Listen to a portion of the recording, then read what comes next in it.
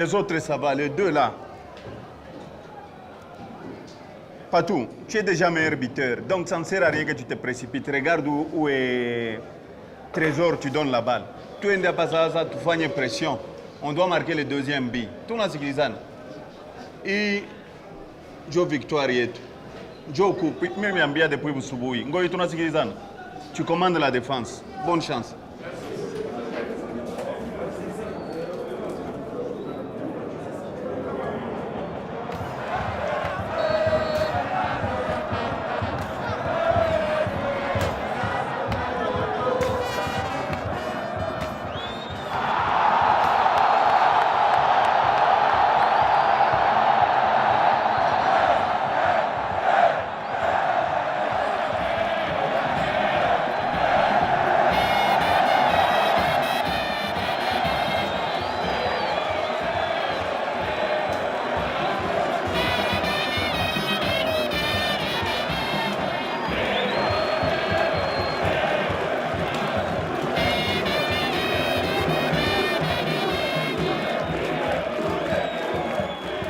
Tunaita 30 000 yenu ya bajuer hapana sa baentraîneur tunasikilizana.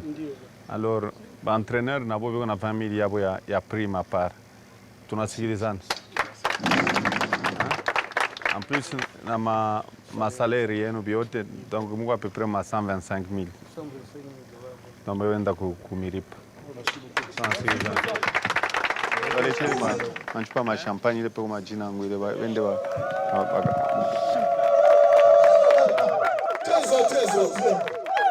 Mama yo bébé.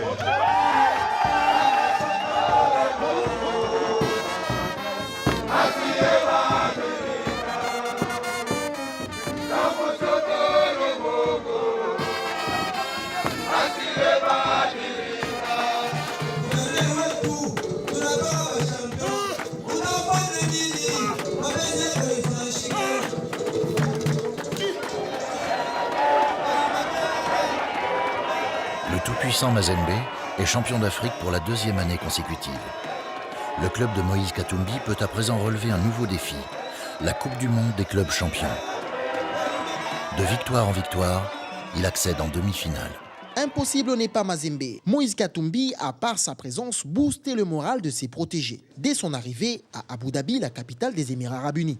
Ici, nous venons représenter l'Afrique. On ne représente pas notre pays. Nous représentons l'Afrique, le continent.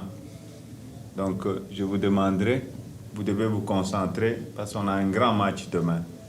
Et Monseigneur l'a toujours dit, l'impossible. Impossible n'est pas Mazembe.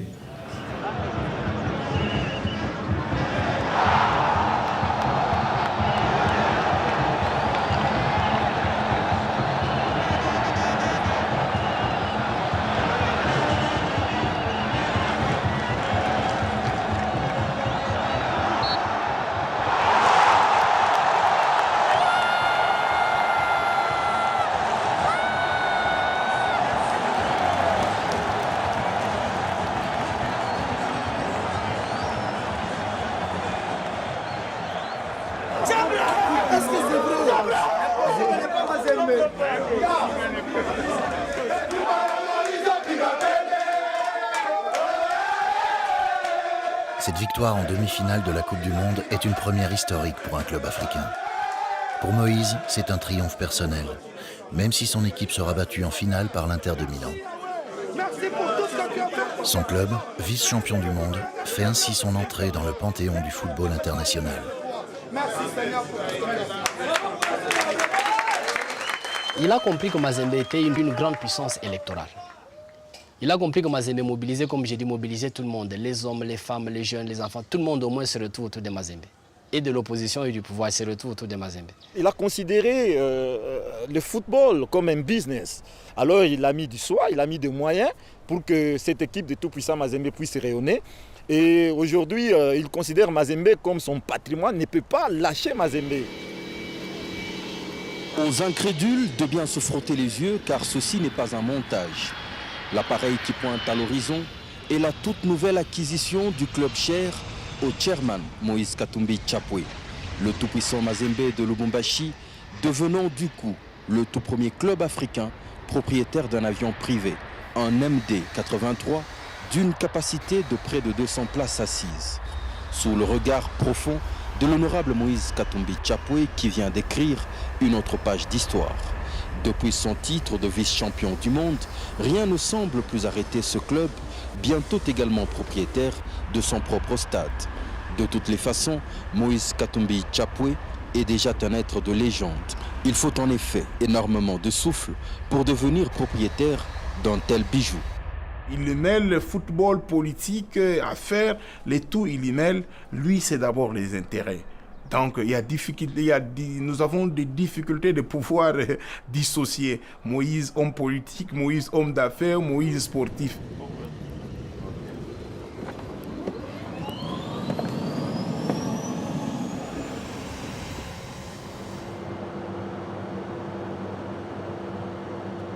De temps en temps, le week-end, comme aujourd'hui, je ne travaille pas. Je me rends dans mon village pour voir le petit projet. Mais votre papa a commencé ici? Oui, mon père a commencé sur la rivière Luapula. Bon, il y a ça vers les années 40. Hein.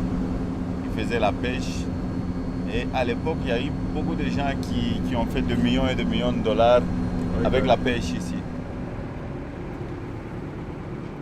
Comme la plupart des grands chefs d'État africains, Moïse a complètement transformé son village natal. Il en a fait un luxueux lieu de villégiature où il vient se reposer et se ressourcer. C'est ici que toute son histoire a commencé. C'est un village qui m'a donné la chance de faire tout ce que j'ai fait dans la vie. Et j'ai commencé la pêche et voilà. J'ai dû gagner mon argent ici, très jeune. C'est la rivière ici qui m'a apporté la chance dans ma vie. Donc j'ai dû faire des économies à partir de $100 et je suis venu acheter le poisson salé. Quand je suis venu acheter le poisson salé, je suis allé livrer à l'internat de la Kafoubou chez un prêtre. Il m'a payé $600 et il était très content de la qualité de mon poisson. Il m'a demandé s'il pouvait me donner un prêt pour amener plus de poissons parce que c'était de la très bonne qualité. Je dis, un prêt de combien? 3 000. J'ai eu peur d'avoir un prêt de $3 000. Ça, c'était vers les années 85. J'ai revendu ce poisson à $16 000.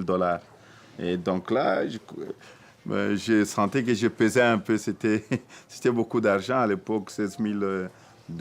Et il m'a cherché des contrats dans tous les internats. Quand il m'a cherché des contrats dans tous les internats, je me suis retrouvé peut-être avec $50 ou $60 000. Mais chérie, je ne dormais pas.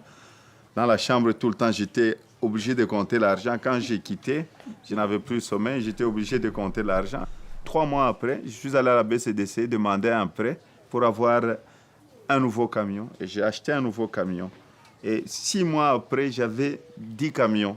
Et j'ai fait mon premier million de dollars sur la rivière Luapula. C'était vers les années 88. Bon, si je mets tous les contrats que j'ai dû avoir quand j'étais très jeune, c'est peut-être, pour ne pas exagérer, pas moins de $70 millions. Et le papa faisait la pêche aussi, il était aussi dans la pêche. Tout le monde était dans la pêche. Donc, nous sommes le produit du poisson. Et le papa, il a fait fortune il a fait un peu d'argent. Il a fait quand même beaucoup d'argent dans le poisson, comme tous les Grecs qui sont venus à l'époque, tous les Juifs qui sont venus.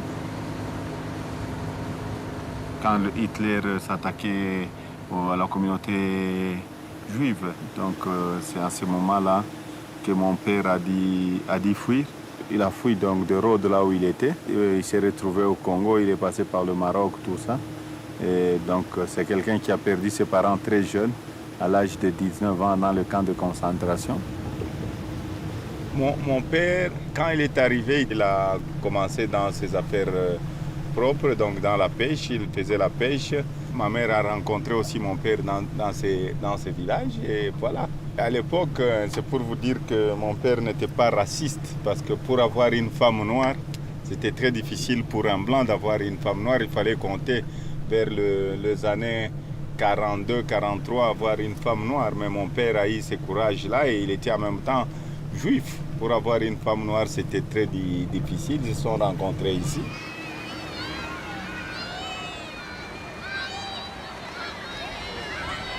Mon père est décédé, j'avais à peu près 12 ans. Et il est enterré ici? Non, mon père n'est pas enterré ici, il est enterré à Netanya, Netanya, c'est Israël. Je vais de temps en temps.